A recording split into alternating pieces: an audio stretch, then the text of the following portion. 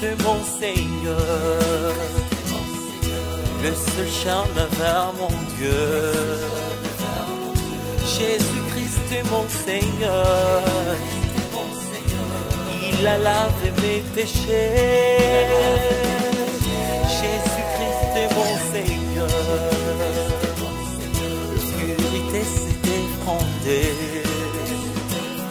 Jésus-Christ mon Seigneur, roi de rois je le proclame. Jésus est Christ.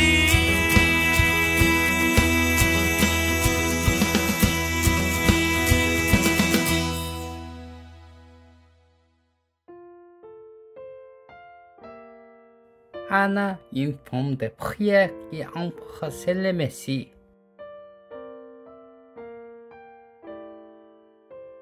Il y avait aussi une prophétesse, Anne, fille d'Ephanuel, de la tribu d'Azer. Elle était d'un âge très avancé. Elle n'avait vécu que 7 ans avec son mari après son mariage.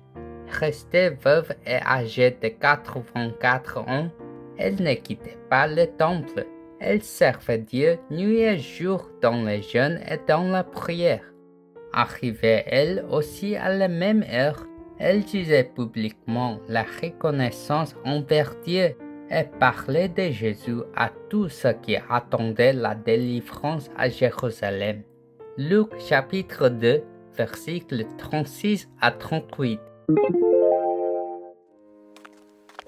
Joseph et Marie ont amené l'enfant Jésus au temple de Jérusalem pour accomplir le rite de purification selon la loi de Moïse. La deuxième personne qu'ils ont rencontrée était Anne, la prophétesse, fille de Phanuel de la tribu d'Azer.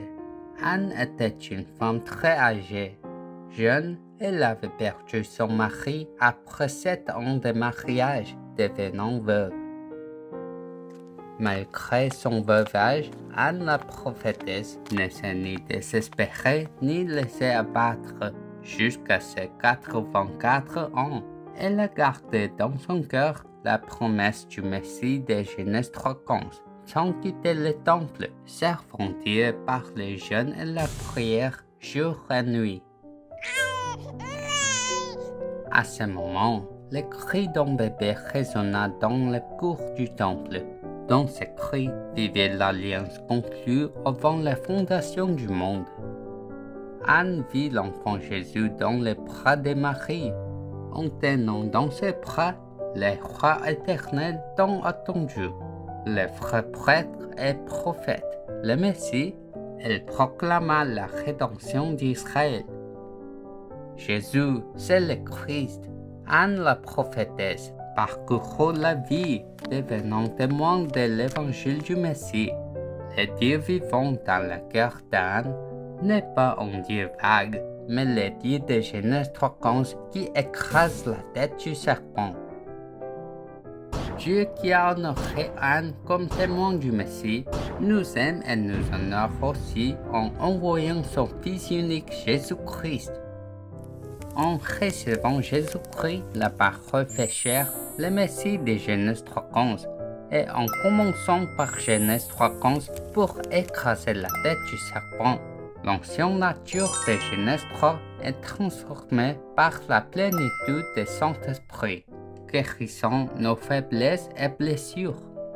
Maintenant, confessons le miracle de cette seconde. Jésus est le Christ. Je suis un enfant de Dieu. Tous les problèmes sont finis. Satan va-t'en, rempli du Saint-Esprit. Évangélisation mondiale. Jusqu'aux extrémités de la terre, je serai son témoin.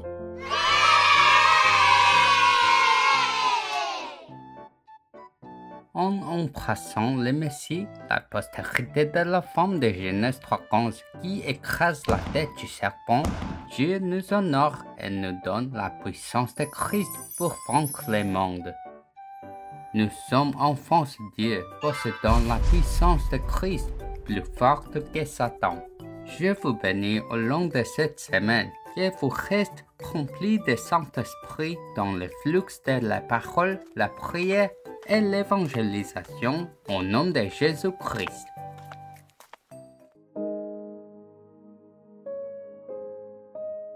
Dieu vivant, à travers Anne, une femme de prière qui a embrassé le Messie de Genèse 3:15.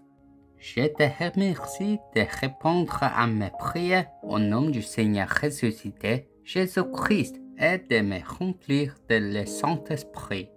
Fais que je commence chaque jour avec Genèse 3:15, écrasant la tête du serpent en étant marqué uniquement par Christ pour devenir le sommet spirituel pour l'évangélisation mondiale, accomplissant les 3 nations. Je prie au nom de Jésus-Christ. Amen.